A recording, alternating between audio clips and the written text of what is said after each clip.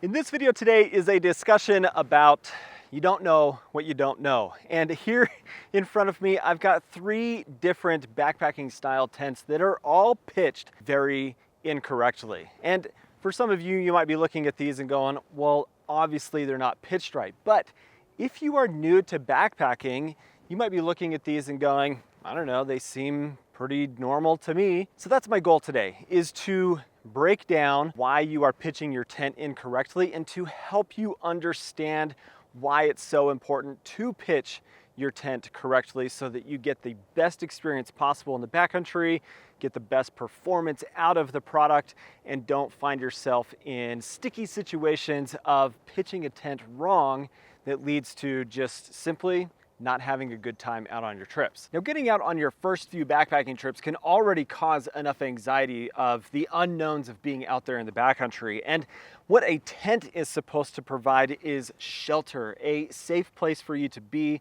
that just reduces that anxiety a bit. When crazy weather comes in, you've got heavy rain, heavy winds, you need your tent to perform in a way that provides that protection for you. And if you don't know how to pitch your tent correctly, then you are absolutely going to end up in a situation that is less than ideal. You're getting wet, things are just going to end up breaking, and it becomes a problem when you're out there in the field. Now, this video is not sponsored by any of the tent brands that we are talking about today, but I am excited to announce that Garage Grown Gear has come on as a channel supporter, a channel sponsor for the next few months for me to share some really cool things that are available from Garage Grown Gear, which is an ultralight backpacking retail space for you to find hard to find backpacking gear items, unique gear items, as well as just a one-stop shop for everything focused on ultralight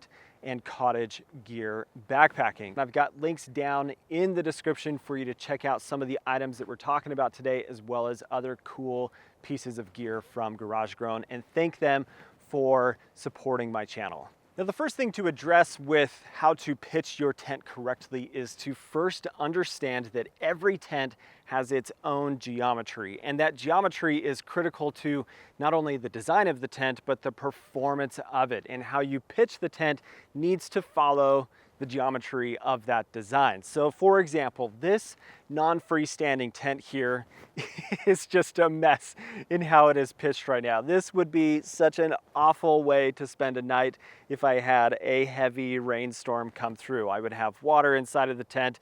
It would just be a mess.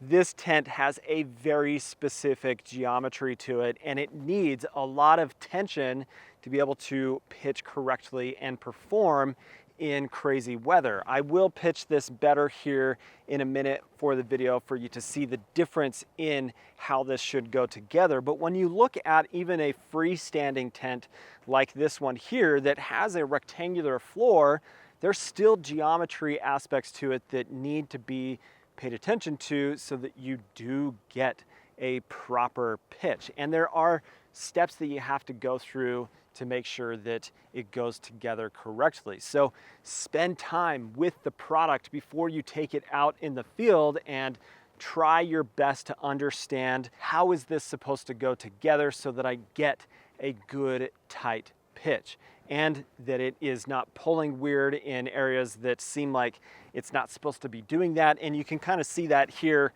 on the front of the tent with the rainfly.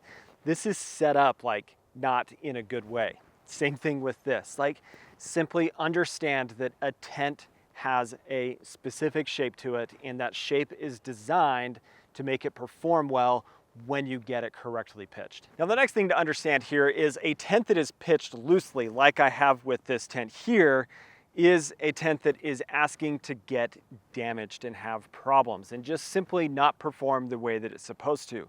You could still have this pitched correctly from a geometry standpoint. Everything is correct that way, but you didn't stake it out as tight as it should be. The rainfly isn't tight, and because of that, you are allowing an opportunity for the tent to get damaged. From crazy winds that come through, you could end up with a broken pole, damage to your rainfly. A tent is designed to get tight. so that it will move weather away from it and be able to handle wind that comes in and puts pressure on to the pole structure and just stress points of the tent.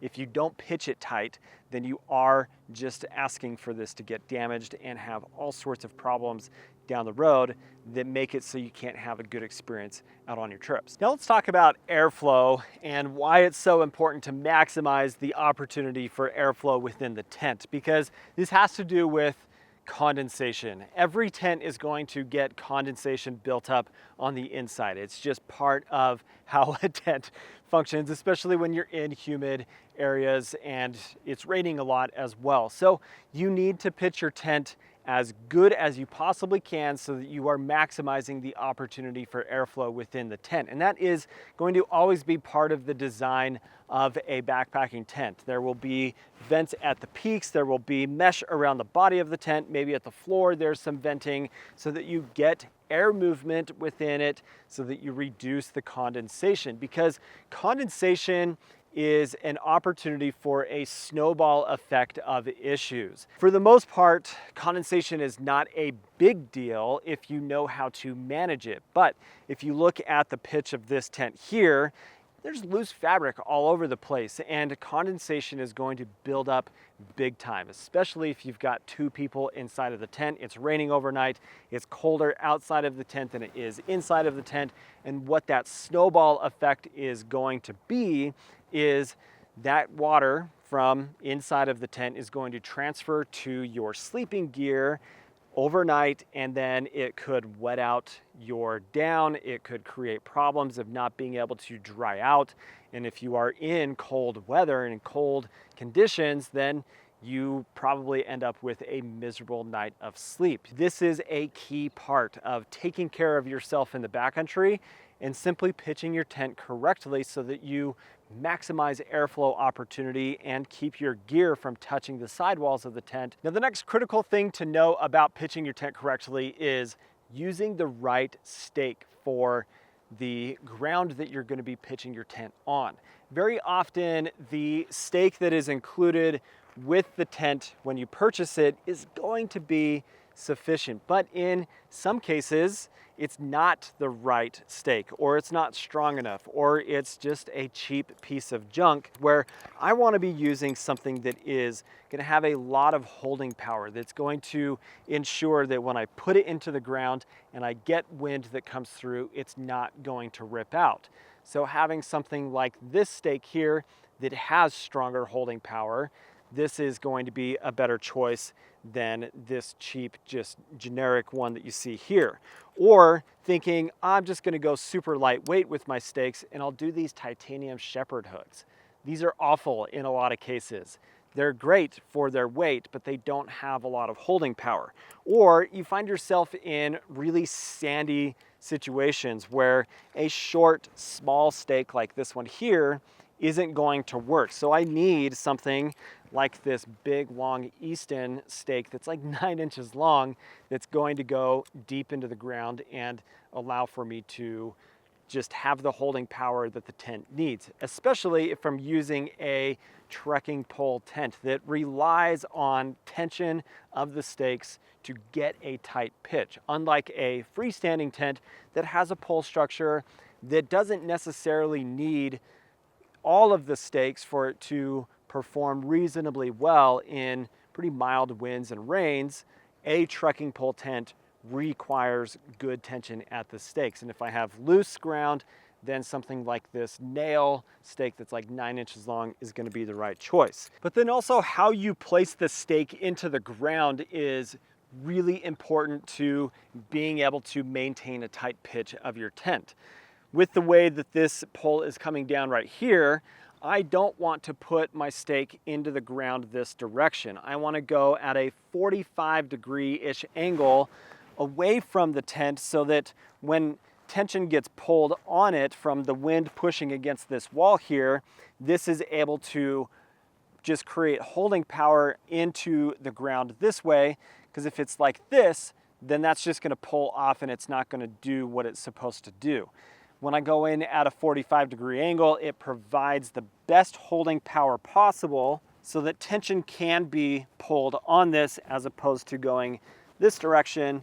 Then it's just gonna fall flat to the ground and not be effective in maintaining a good tight pitch of the tent. Now, the last thing to talk about before I pitch these tents correctly so you can see what a nice, tight, good-looking tent pitch looks like is to talk about guy lines. And I'm specifically going to focus on trekking pole tents because very often this is where I see guy lines being used incorrectly.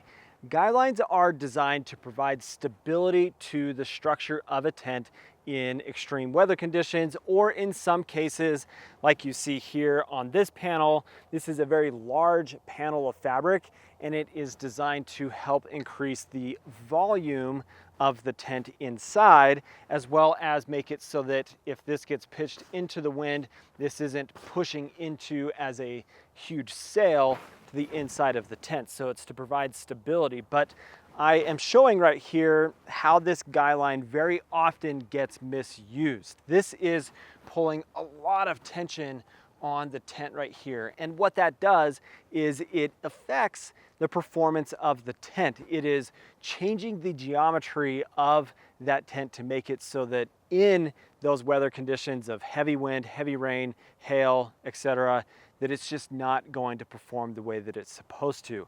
Guy lines, again, are supposed to stabilize the tent in those extreme weather conditions to help it perform better so that you don't end up with damage. Like, think about an expedition style tent that you would see in the Himalaya, like on Everest. You have massive winds that come through. You don't see those tents being tensioned down really hard, but you see several guy lines going out to help protect the tent's structure, its design, and to make it perform better in those conditions. So now you can see here a more appropriate use of this particular guy line for this large panel that provides some stability to this panel so that when wind comes in, it doesn't allow for it to push hard into the inside of the tent, but it also increases the internal volume. But it's important to understand that this is also not tensioned really, really tight. Guy lines should not be over tightened. They should just be snug to allow for the tent to be stabilized when a opposing force is pushed against it. So that way you don't end up damaging the tent as well from just over tensioning the guy lines. But this is a more appropriate way to do this particular guy line, especially with an extra trekking pole that's coming out to create some height and then come down to make it so that it is not pulling straight down on the panel, but pulling it out and then down. So now this is the contrast that I wanted to provide in now pitching the tent correctly so that you can see how they are supposed to come together in the geometry of the tent and just what the design is supposed to look like so that it does perform the best in extreme weather conditions. Look at the difference of this non-freestanding tent in its correct pitch. This is a fairly large tent and it requires a lot of tension at all of these different stakeout points for it to perform the way that it's supposed to. But everything is tight. Everything is in the angle of what it's supposed to be so that when you do have wind and rain and such, that it does protect you from those kinds of conditions, as well as these freestanding tents here. You can see how tight the rain flies are. They are staked out away from the body of the tent. They're going to be so much more stable in the wind. They're going to handle those extreme weather conditions and provide shelter. A tent is a shelter. It's supposed to protect you from wind, from rain, from snow, from just adverse weather conditions so that you are able to be protected and safe in the backcountry. And if you don't pitch your tent correctly, then you're just opening yourself up to the tent getting damaged, to having problems, and not providing a good experience in the backcountry. So this is how a tent should be pitched. This is what your tents should look like when you go out on your backpacking trips. Spend time with your product in your backyard before you leave on your trip and understand all of the little design elements and the features to make it do what it's supposed to do so that it performs the way that it's supposed to out on your trip. So let me know if you have any questions down in the comment section or other thoughts on how you ensure you get a good proper pitch of your tent. But now you should be able to pitch your tent correctly.